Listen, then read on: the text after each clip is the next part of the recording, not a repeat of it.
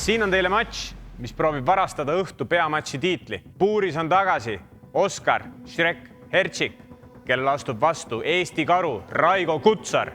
Oskar on rajul tagasi peale möödunud sündmuse peamatši, kus ta kaotas Maicel Asturile kohtunike jagatud otsusega. See on matš, mis pälvis Performance of the Night tiitli.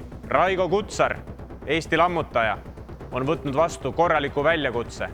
Mõlemal mehel on võitluses olemas ainult edasikäik. Mõlemad mehed on võrdlemisi lahtised lööjad. Kutsaril on kindlasti parem maadlussurve ja mahaviimise ajastused, aga mida Oskar suudab maas vastu teha, seda me päris täpselt ei teagi ning saame nägema rajul.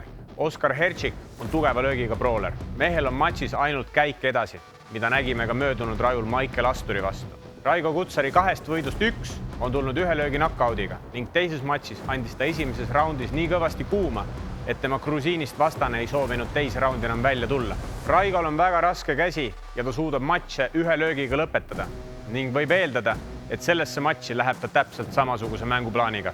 Hertšik, kellele eelmise raju kohtunike jagatud otsus jäi kindlasti kripeldama, tuleb ennast Eesti publikule tõestama.